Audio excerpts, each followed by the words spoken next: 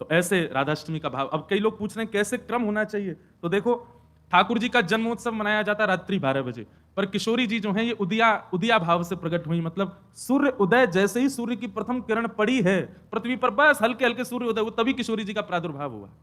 तो एक प्रकार से नहीं सुन लो, ताली बाद में बजा ले।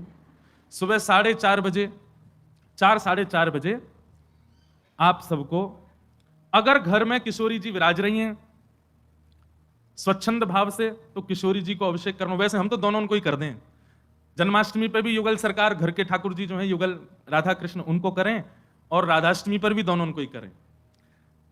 अगर घर में केवल लड्डू गोपाल विराज रहे हैं, केवल ठाकुर जी मुरली मनोहर लाल जी विराज रहे हैं, त्रिभंग लली ठाकुर जी, तो भी उनको अभिषेक करो, उन्हीं को ही श्री जी स्वरूपा मान करके उनको अभिषेक करो।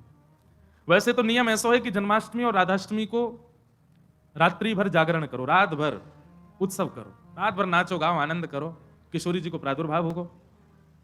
और किशोरी जी वास्तव में सेनावस्था में हो, कमल के पुष्प ले आओ और सुंदर सुंदर कमल के पुष्पन के बीच में किशोरी जी के श्री विग्रह को विराजमान रखो, वही में पढ़ाओ, क्योंकि ऐसा भाव शास्त्र में है कि कमल के मध्य से ही किशोरी जी प्रकट भई। तो कमल मध्य में किशोरी जी को विराजमान करो, घर पे ठाकुर जी हैं तो ठाकुर जी को विराजमान रखो।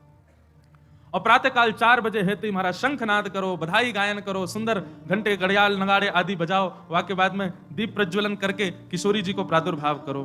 फिर वाके बाद पंचामृत अभिषेक करो, पंचामृत अभिषेक करने के बाद में सुंदर किशोरी जी को श्रृंगार करो, श्रृंगार करने के बाद भोग धराओ, भोग धरा करके फिर किशोरी जी की आरती करो।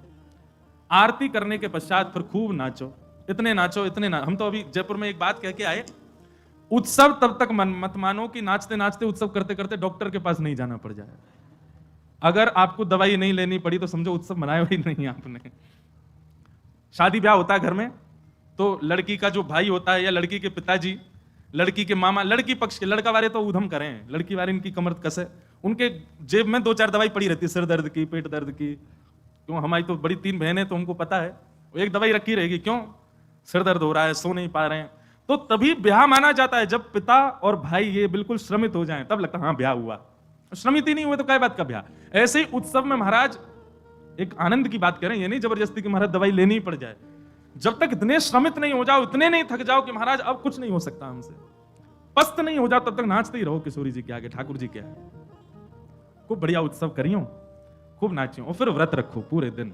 हाँ, किशोरी जी को खूब बढ़िया व्यंजन पवाओ, और पवा करके वो कोई को वितरण करो, कोई अपने काजे थोड़ा रख लो, दूसरे दिन जब नौमी लगे सोवा को पाओ प्रसाद रूप में, और वादन व्रत रखो। और भैया नहीं रुको जाए तो पालियो, चकाचक पाओ, बोले हमारी श्री जी को उत्सव है हम तो पाएंगे तो पाओ, कोई दोष भी नहीं।